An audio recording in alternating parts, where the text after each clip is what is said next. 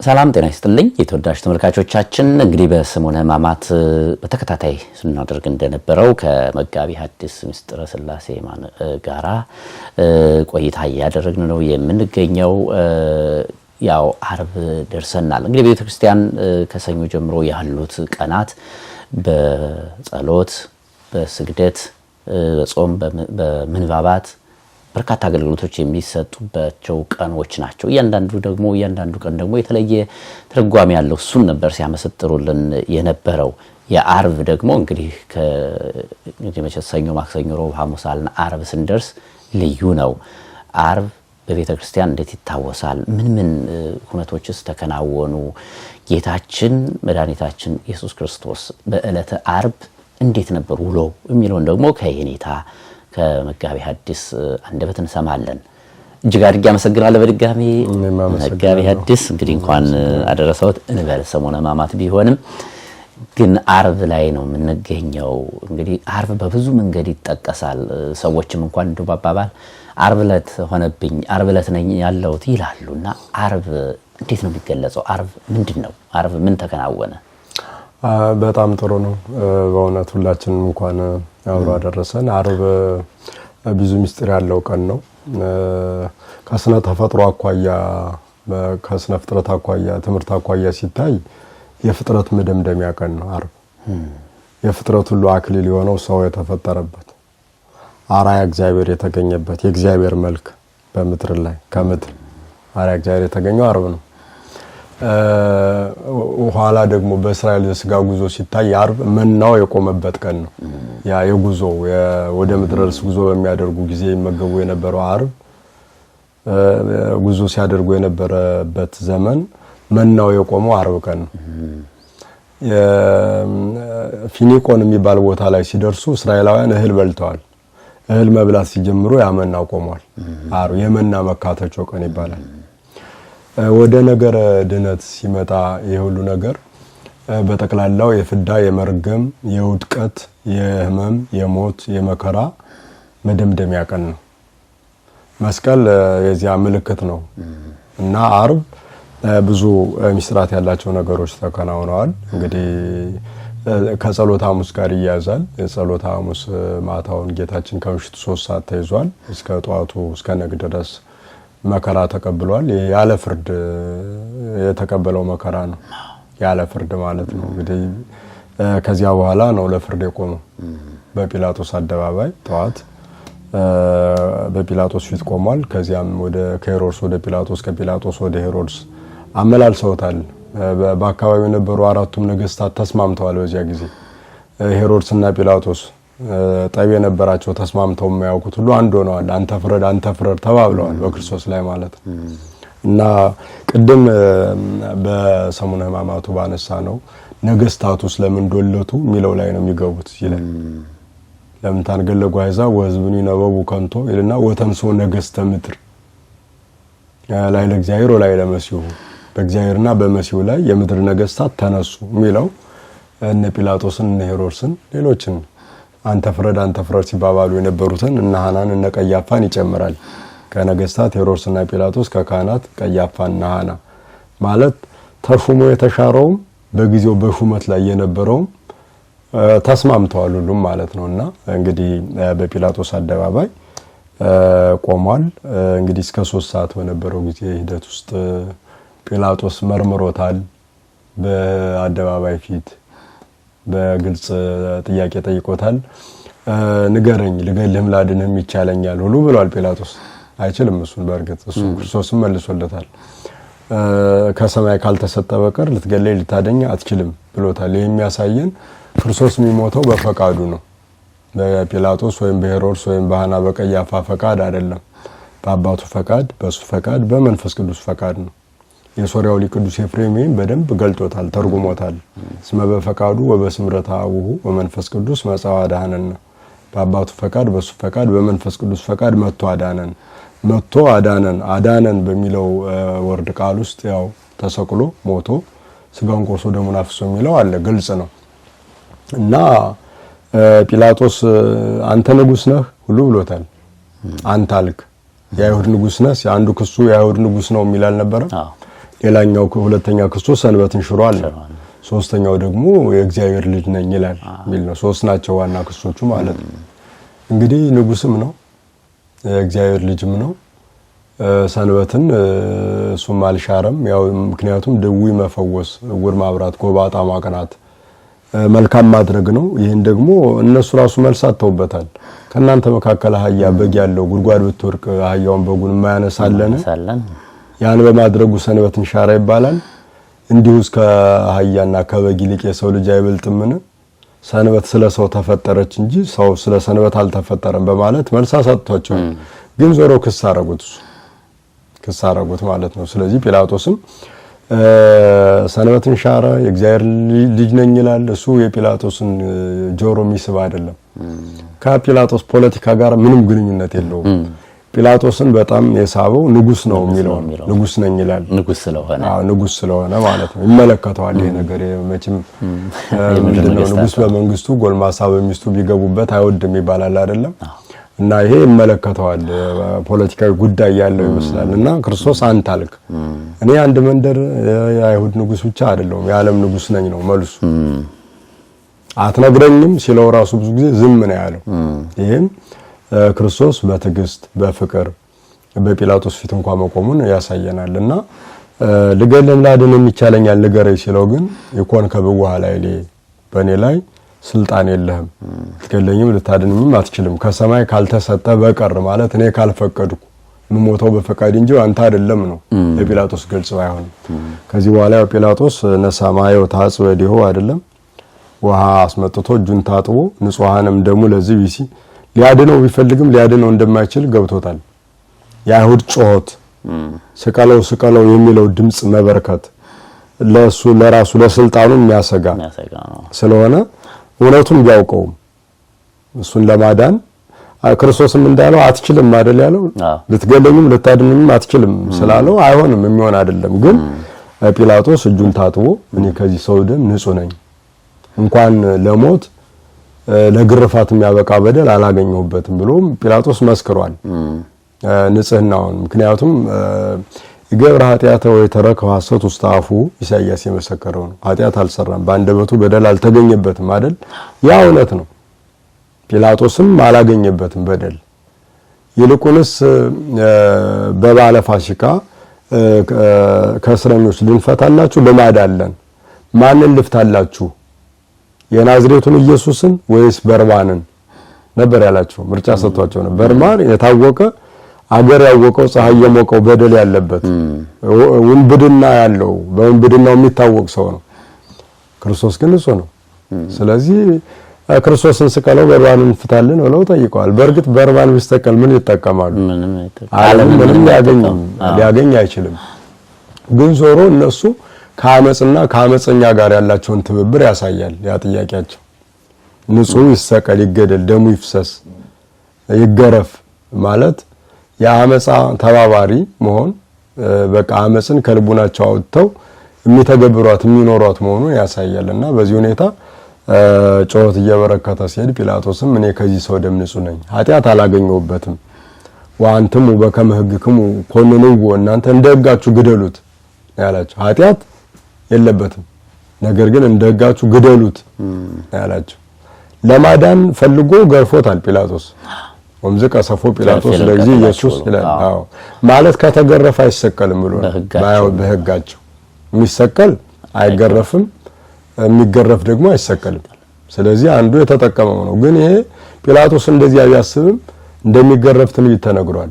መጣውኩ ዘባኔ ለቅስፈት ጀርባዬን ለግርፋት ሰጠው ፊቴን ለጥፊ ጀርባዬን ለገራፊ ሰጠው ፊቴን ለረከሰ መራቅ ሰጠው የተነገረ ነው አይቀርም። እያንዳንዱ ክርስቶስ የተቀበለው ጾዋቶ መከራ እኮ የተሰፈረ የተቆጠረ የተነገረ እኮ ነው። አዲስ ያልተነገረ የማይታወቅ አይደለም። ትንቢቱን አለማስተዋል ነው በትውልዱ መካከል ያለ ነብይ ኢሳይያስ እንዳለው ከትውልዱ ማን አስተዋለ እያንዳንዱ በየገዛ መንገዱ አዘነበለ ወደየገዛ መንገዱ አዘነበለ ማን አስተዋለ ይላል ኢሳይያስ ተናግሯል ቀደምና ያ እንዲፈጸም ጲላጦስ ያው ገርፎታል። ነገር ግን ከገረፈው በኋላም ጮቱ ስቀለው የሚል ነው። ስለዚህ ክርክር ጭቅጭቅ እንጂ ሌላ ነገር እንደማይመጣ ስለገባው ጲላጦስ እናንተ እንደጋችሁ ግደሉት እኔ ከዚህ ሰው ደም ንጹህ ነኝ ብሏል። በዚህ ሂደት ያው ሚስቱ አክሮስና ያየችው ራእይ አለ። ልጆቹ የመናገር መስማት ችግር የነበረባቸው ልጆች ተናግረዋል፣ ሰምተዋል። ድንቅ ታምራት አይታለች፣ ተፈጽሟል። ያ መልእክት እዚያው ችሎት ላይ እንዳለ መልእክተኛ ልካበታለች። እሱም ያየው ነገር አለ ጲላጦስ እና እኔ ንጹህ ነኝ ከዚህ ሰው ደም ብሎ እጁን አውጥቷል። እንግዲህ ከዚያ ሰዓት በኋላ ወመጥቶም ይስቅልዎ እንዲሰቅሉት አሳልፎ ሰጣቸው ነው የሚል አሳልፎ ሰጣቸው። እነሱም አስፈራሩት። መሰኪ ሃዮ ኮለዙንቱ ሲኮን ካርኮ ለቄሳር ይህን ሰው ካዳንከው የቄሳር ወዳጅ አይደለህም ማለት ነው። ወደ ላይ አቤት ሊሉበት ነው፣ ሊከሰስ ነው ማለት ነው። ስለዚህ እነን ሲል ራሱንም ለማዳን ክርስቶስን አሳልፎ ሰጣቸው። ስለዚህ እነሱ 6666 ጊዜ ያው እንግዲህ ህጋቸው የሚፈቅደው 40 ጊዜ ነው። እንግዲህ ህጋቸው ከሚያዘው እጥፍ የሚባል አይደለም፣ የጥፍጥፍም የማይገልጠው ግርፋት ገርፈውታል። እንደገና አንድ እያሉ ማለት ነው እዚህ ክንዳቸው እስኪዝል ድረስ። ስለዚህ ከዚህ በኋላ 6 ሰዓት ሲሆን ያው ወደ ቀራኒዮ መስቀል አሸክመው ወስደው ወበጽሖሙ መካነ ዘስሙ ቀራኒዮ ዘበትርጓሚሁ ጎልጎታ በየሰቀልጎ 6 ሰዓት በሆነ ጊዜ ቀራኒዮ የራስ ቅል ስፍራ ተባለው ቦታ ላይ በደረሱ ጊዜ በዚያ ሰቀሉት ነው የሚለን። እጅግሩን ቸንክረው የሾህ አክሊል ደፍተው ልብሱን ገፈው መከራ ሳይተው ሰቀሉት ነው የሚለን እንግዲህ ጌታችንና ከ6 ሰዓት እንግዲህ ከጧት እስከ 3 ሰዓት ያለው ፍርዱ ሌላው ነገር ግርፋቱ ሁሉ ነገር የተከናወነበት ነው። ከ6 ሰዓት እስከ 9 ሰዓት ያው እንግዲህ መስቀል ላይ ነው፣ ችንካር ላይ ቆሟል። እንግዲህ በዚያ ችንካር ላይ ያለውን የህመም ስሜት እንዲህ ነው ብሎ መግለጥ አይቻልም። ስለዚህ እዚያ ላይ ቆሟል። ስጋውን ቆርሷል፣ ደሙን አፍሷል፣ የሾህ አክሊል ደፍቷል፣ መራራ ሐሞት ጠጥቷል፣ ጎኑን በጦር ተወግቷል። በቃ ለመነገር ከመነገር በላይ የሆነ ጸዋቶ መከራ በጌታችን ላይ ተፈጽሟል። ስለዚህ በዚህ ጊዜ ፀሐይ ጨልሟል፣ ጨረቃ ደም ሆኗል፣ ከዋክብት ረግፈዋል፣ አለት ተሰንጥቋል፣ መቃብራት ተከፍተዋል፣ ሙታን ተነስተዋል፣ ታምራት ተደርገዋል። እንግዲህ በወንበዴዎች መካከል ነው የተሰቀለው፣ አንዱን በቀኝ አንዱን በግራ። ምክንያቱም ያ መንገድ ለመንገድ ቅርብ ነው፣ ያ ቦታ የተሰቀለበት ከከተማ ውጭ ነው። መንገድ ተላላፊዎች ነጋዴዎች የሚያልፉበት ነው። ይሄ ምንድነው ወንበዴ፣ ይሄስ ወንበዴ፣ ይሄኛው መሃል ያለው ወንበዴዎች አለቃ ለማለት ጲላጦስም የጻፈው መስቀሉ ራስ ላይ የጻፈው የዕዳ በደሉ ተጽፏል። ኢየሱስ ናዝራዊ ንጉሥ አይሁድ የሚለው አሁን ኢናና ተብሎ ተጽፎ የምናየው በልዩ ልዩ መልኩ ኢየሱስ ናዝራዊ ንጉሥ አይሁድ። በዚህም ጮኸዋል አይሁድ። የአይሁድ ንጉሥ ነኝ አለ በል፣ የአይሁድ ንጉሥ አይደለም የአይሁድ ንጉሥ ነኝ ይላል በል ብለው ጮኸዋል። ዘጻፍኩ ጻፍኩ የጻፍኩትን ጻፍኩ ብሏል ጲላጦስ። እና የበደሉ ይሄን በደል ሆኖ የተጻፈውም ይሄ ነው። ንጉሥ ነኝ ማለት ለስቅላት አያበቃም፣ በደልም አይደለም። አሁን በምድር ላይ ስንት ሰው ንጉሥ ነኝ ይላል? ንጉሥ ሆኖ ድራማ የሚሰራ ስንት አለ? አይሰቀልም ንጉሥ ነኝ ስላለ። ስለዚህ ክርስቶስ በዚህ መልኩ ጸዋቶ መከራ ተቀብሏል። እንግዲህ የኛ ሕይወት ድነት የተገኘበት ነው። እንግዲህ በመስቀል ላይ ያለ የጎኑን የወጋውን ሰው አይኑን ሲያበራ እናያለን። ከዚያ ሲያልፍ ደግሞ መራራ ሐሞት ለጋቱ ለቸነከሩት ሁሉ አባቶ የሚያደርጉትን አያውቁትምና ይቅር በላቸው ሲል ፍቅር ነው ይሄ። ድርሳነ ዑራኤልን ዛሬ ሳነብ ነበር በአጋጣሚና ይሄን በደንብ ይተርከዋል። ሲተርከው ምንድነው የሚለው? ይሄንን አባቶ የሚያደርጉትን ይቅር በላቸው የሚለውን ሰምተው ከአይሁድ ጥቂቶቹ በሱ አመኑ ይላል። ማለት እዚያ መከራ ላይ ሆኖ ይሄን የተናገረው እና በጠቅላላው ያው 9 አጽርሃ መስቀል የሚባሉ መስቀል ላይ የተናገራቸው ንግግሮች አሉ። ከነዚህ አንዱ ነው ይሄ ማለት ነውና ይቅር በላቸው የሚለው በጣም የፍቅር ጨረር ጨለማ በሆነው የሰው ልቡና ላይ የሚፈነጥቅ ነው። መከራ ላይ እንኳን ሆኖ ፍቅርን ነው። ስለዚህ ክርስቶስ ከቤተልሔም እስከ ቀራንዮ በጠቅላላው ለሰው ያሳየው ፍቅር ነው። ከዚህ በኋላ ነው እንግዲህ ራሱን ዘንበል አድርጎ አጽናን አርሶ ወመጣው ነፍሶ ራሱን ዘንበል አድርጎ ነፍሱን ሰጠ ነው የሚለው። ነፍሱን ሰጠ የመጣው ተርስ የፍቅር ጥግ የሚባለው ነው። ነፍሱን ሰጠ ነው የሚለው። እንግዲህ 9 ሰዓት ነው ይሄ። ከዚህ በኋላ ስጋው ይውረድ አይውረድ ያው ንግግሮች አሉ ከጲላጦስ ጋር ከሌላውም ጋር ያለው ሂደት አለ። በዚህ ሂደት መስቀሉን ከመስቀል ለማውረድ የተካሰሰ ዮሴፍ የአርማትያሱ ሰው በስውር ከጌታ ሲማር የነበረው ዓርብ የገለጠው ሰው ነው። የመከራ ጊዜ ተገኘ። ቀደም በሌሊት የመጣው ኒቆዲሞስ አሁን በሰርክ ሲመጣ እናያለንና ከመስቀል አውርደው በድርብ በፍታ ገንዘው ያው ወደ አዲስ መቃብር አውርደውታል። እንግዲህ በአካለ ስጋ ወደ ሲኦል በአካለ ነፍስ ወደ መቃብር ወርዷል። በአካለ ነፍስ ወደ ሲኦል ወርዶ ሲኦልን በርብሯታል። ጨለማው በብርሃን ተቀይሯል። ለውስተ ሲኦል ጻኡ ወለውስተ ጽልመት ተከሰቱ ወሪው ብርሃነ አብየ በጨለማ ውስጥ ያላችሁ ውጡ፣ በድቅድቅ ጨለማ ውስጥ ያላችሁ ተገለጡ ብሎ በብርሃንነቱ ሲኦልን በዝብዞ 5500 ዘመን እስረኛ የነበረ የሰው ልጅ የአዳምን ልጅ በሙሉ ከባርነት ነፃ አውጥቶታል ማለት ነው። እና እንግዲህ ይሄ ሲጠበቅ የነበረው ተስፋ መፈጸሙን የምናየው ነው። እና ይሄ ተስፋ የተፈጸመበት ነው ዓርብ መካተቾ ይባላል። የተበተነ የሰው ልጅ ወደ ገነት የተሰበሰበበት በመቃብር በሲኦል የነበረ የሰው ልጅ ከሞት ባርነት ከመቃብር ተገዥነት ነፃ ያወጣበት ነው። በአካለ ነፍስ ይሄን አድርጓል። በአካለ ቅዱስ ጴጥሮስ ይገልጠዋል። ይሄን በሁለተኛ መልእክቱ ምዕራፍ 3 ቁጥር 19 ላይ እንደዚያ ነው የሚለው ሞተ በስጋ ወሐዮ በመንፈስ በስጋ ሞተ በመለኮት ያው ነው። በሲኦል ነፍሳቸው ተግዛ ወደ ነበሩት ወረደ ነፃነትን ሰበከላቸው ይላል። በከርሰ መቃብር 3 መዓልት 3 ሌሊት አድሯል።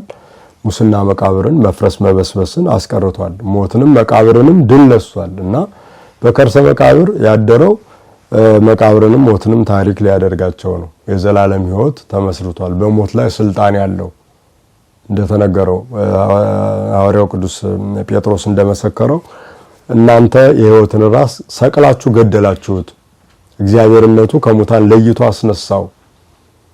እስመ ይክል ይዞቶ ሞት ይዞ ያስቀረው ዘንድ አልቻለምና ብሎ ነው የሚገልጠውና በዚህ ሂደት አምላካችን ድህነታችንን ቤዛችንን የፈጸመበት ሕይወትን ድህነትን ለሁላችን የሰጠበት ነው ዕለተ ዓርብና ልዩ ቀን ነው ዕለተ ዓርብና እንግዲህ ማንም ሰው በመንፈሳዊ ጉዞ ሲንቀሳቀስ ዓርብን ሊዘነጋው አይችልም። ምክንያቱም ነገረ መስቀል ነገረ ድህነት እዚያ ላይ ነው ያለው። ያንን ነው እንግዲህ ቤተክርስቲያናችን በዕለተ ዓርብ በልዩ ሁኔታ የምታስበው የምታከብረው። በጣም ግሩም። ምናልባት ከሌሎቹ ቀናት በተለየ ዓርብ ያው አገልግሎቱም ረጅም ነው፣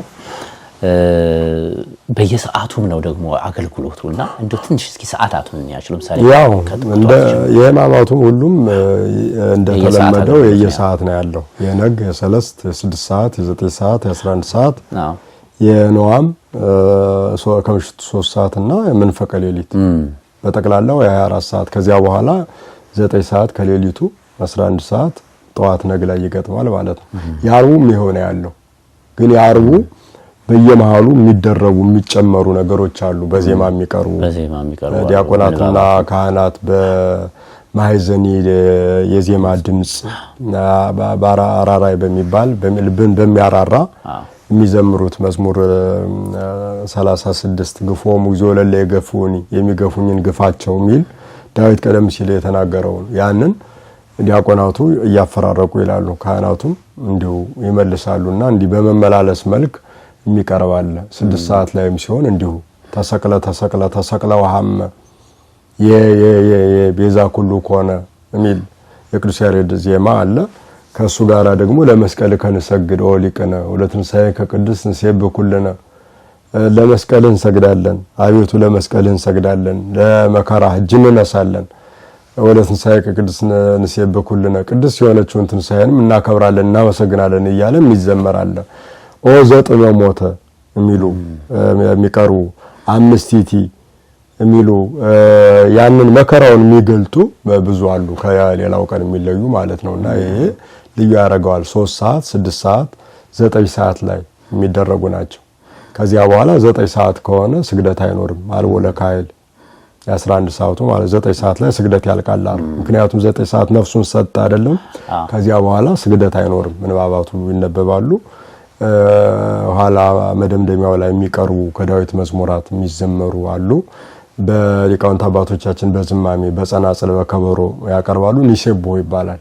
ነፍሳት ከሲኦል ወጥተዋል፣ ድነት ተደርጓል፣ ቤዛነት ተፈጽሟል፣ ኒሴቦ ተብሎ የዕለተ ዓርቡ አገልግሎት 400 ጊዜታ ከደረሰ በአራቱ ማዕዘን ከደረሰ ከተከናወነ በኋላ በዚህ መልኩ ይጠናቀቃል ማለት ነው። በጣም ምናልባት ለየት ባለ መልኩ ሰው ምዕመናንም ያስታውሱታል። ያው ዓርብ ቤተክርስቲያን ነው የሚያሳልፉት።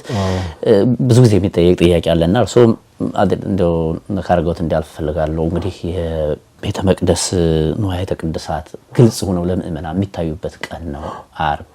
ቅድም የጠቃቀሷቸው ተአምራትም ተፈጽመዋልና ለምንድን ነው እንደዛ የሚደረገው? ማለት አሁን መንጦላዕተ ቤተ መቅደሱ ለሁለት ተከፈለ ነው። ደረጃ ነበር አይደል? ተገልጧል። ግልጥ ነው በቃ።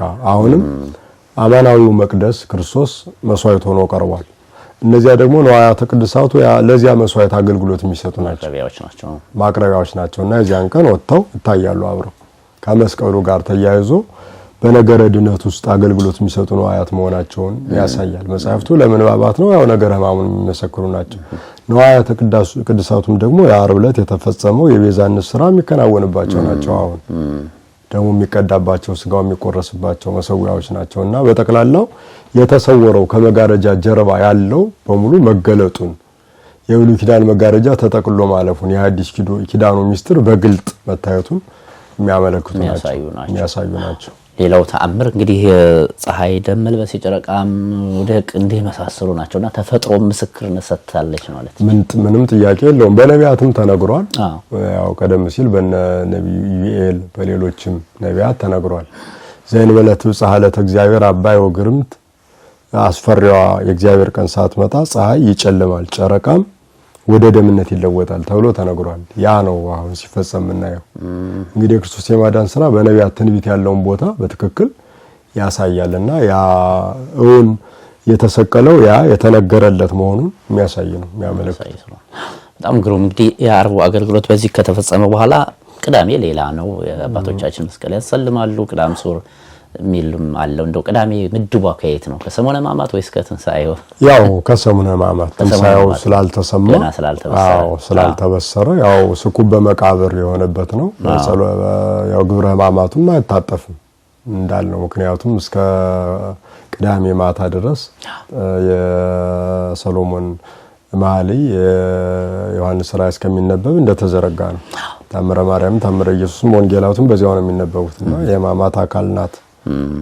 ምክንያቱም የሾህ አክሊሉን እያስታወስን አይደለም የምንውለው። ቄጠማውን ራሳችን ላይ አድርገን የምስራቹን የነፍሳትን መዳን የምስራች እየሰበክን ያ ደግሞ በተቀበለው መከራ መሆኑን እየገለጥን አይደለም የምንውለው። ስለዚህ ያው ከሕማማት ነው። ጾምም ናት። ለዚያውም ከአክፍሎት ጋር የቻለ ዓርብንም ቅዳሜንም ሁለቱን ቀን ያከፍላል። ያልቻለ ግን ቅዳሜን እንዲጾም ታዟል። ቅዳም ስዑር ያሰኛት እኮ መጾሟ ነው፣ ሌላ አይደለም። መጾሟ ነው። ቅዳሜ አትጾም። ቅዳሜ መጾም እኮ ያስወግዛል። ቅዳም ስዑር ግን በሕግ የተቀነነች ብቸኛዋ የተጾመች ቅዳሜ ስለሆነች ቅዳም ስዑር ትባላለችና ቁጥሯ ከሕማማት ነው። ምዕመናን መስቀል የመሳለማቸው ምስጢርስ ምንድነው? ያው እንግዲህ ያው ድነት ተፈጽሟል ከሚል ነው። ማለት ዕለተ ዓርብ ላይ ኑዛዜ ይደረጋል። በቃ ነፍሳት ከሲኦል ወጥተዋል ነው እንጂ ዋናው መስቀል መሳለሙ የትንሳኤ ዕለት ነው፣ እሁዱን ነው።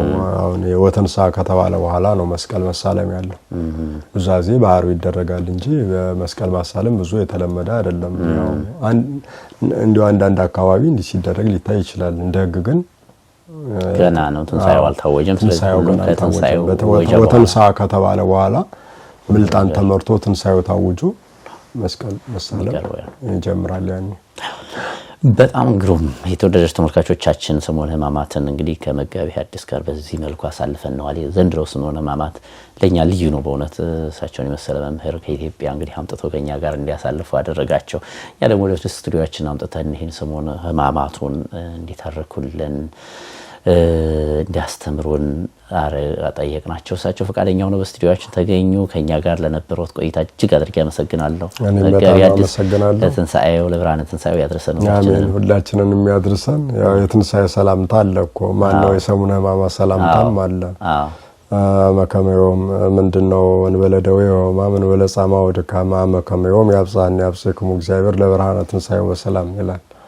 ያለ ሕማም ያለ ድካም ያለ ደዌ በጤና ለብርሃነ ትንሳኤው ያድርሰን የሚል አሜን ያድርሰን ነው ሰላምታው ያድርሰን ሁላችንም ያድርሰን ተመልካቾቻችን በትንሳኤው ደግሞ እንገናኛለን ለትንሳኤው ያድርሰን ለትንሳኤው ደግሞ የተለያዩ መርሃ ግብሮችን ይዘን እንደዚሁ የምንመጣ ይሆናል እስከዛው ግን በያላችሁበት መልካም ጊዜ መልካም ቆይታ ይሁንላችሁ ጤና ይስጥልኝ